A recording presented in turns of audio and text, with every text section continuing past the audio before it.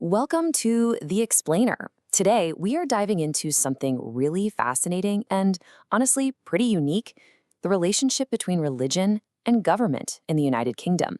It's this incredible mix of centuries old tradition and modern day diversity, and it all kicks off with one very pointed question. All right, so let's start with a pop quiz. Who do you think is the official head of the Church of England? You know, the top job. An archbishop, maybe? Some high ranking bishop?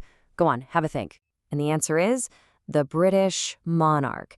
Yep, that's right. The king or queen is the supreme governor of the Church of England. And that direct official link between the crown and the church, well, that's exactly what makes this whole topic so interesting. And it's what we're going to unpack right now. But before we get totally focused on the monarch's role, let's zoom out a bit. We need to get a sense of the bigger picture of what faith actually looks like across the UK today. Okay, so this chart gives us a snapshot from a 2009 survey. Now, of course, these numbers have shifted a bit since then, especially that no religion slice, which has definitely grown. But even back then, it painted a really clear picture. While Christianity was by far the largest faith, the UK was already a deeply multi-faith society. And you don't just see this in the statistics. You can see it on pretty much any high street. Right alongside historic churches and cathedrals, you'll find mosques, temples, synagogues, and gurdwaras. It's all part of the vibrant, multicultural fabric of the nation. All right, so now that we have that picture of diversity in our minds, let's dive into the most unusual part of this whole story: that special status of the Church of England. To really get this, there's one key phrase you need to know: established church. It's pretty simple, really. It just means a religious body that is officially endorsed by the state. And in England's case, that endorsement goes all the way to the top. So the Church of England, you might also know it as the Anglican Church, is that established church. It's a Protestant church, and its story starts way back in the 1530s during the Reformation. And here's the key distinction. While the monarch is the formal head, the day-to-day spiritual leader is the Archbishop of Canterbury. And this is where you can really see that blend of church and state in action. To appoint that top spiritual leader, first, a church committee puts together a list of candidates. But then, and this is the fascinating part, the prime minister, a political leader, advises the monarch on who to choose.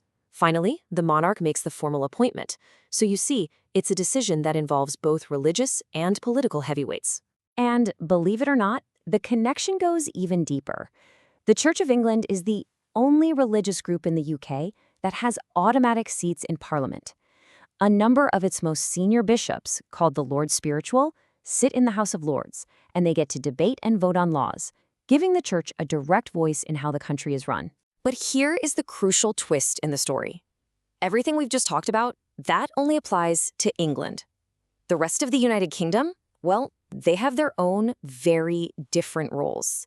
So let's get into this tale of four nations. We always think of it as one united kingdom. But when you look at the relationship between faith and the state, you're actually looking at four completely different models.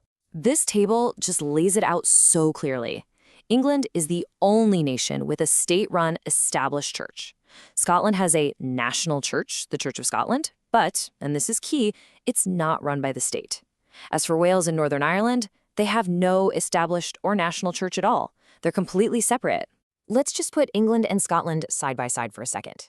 In England, the monarch is the head of the church, but right next door in Scotland, the Presbyterian Church of Scotland is proudly independent from the state. Its leader is called a moderator, and they're elected each year by the church itself. They are two totally different ways of doing things. Okay, so we've looked at all the official structures and rules, but how does this all play out in real life? You know, how does this long religious history actually shape modern culture across these four nations? Well, one of the most visible ways is how each nation celebrates its own patron saint. You've got St. David's Day in Wales, St. Patrick's Day in Northern Ireland, St. George's Day for England, and of course St. Andrew's Day up in Scotland. Each one has its own day, its own traditions. But here's a little detail you might not know. Even though all 4 days are a big deal culturally, only Scotland and Northern Ireland actually get an official public holiday for their Saints' Day. In England and Wales, people definitely celebrate with parades and festivals, but it's not a formal day off from work. Whew, okay. We have covered a ton of ground here, from demographics and politics right through to cultural celebrations. So let's just boil it all down to the final takeaways you should remember from this explainer. So here's what you need to remember. First, the UK is a very religiously diverse place. Second, England has this unique situation with a state church, the Church of England, which is officially led by the monarch. Third, the other parts of the UK, Scotland, Wales, and Northern Ireland, all do things differently. And finally, all this history isn't just in the past. You can still see it alive and well in cultural celebrations today. Which leaves us with one big question to chew on. In a country that's becoming more and more diverse and, for many, more secular, what is the role for an established state church in the 21st century? It's a huge debate, and it gets right to the heart of tradition, identity, and the future of modern Britain. Thanks for joining us on The Explainer.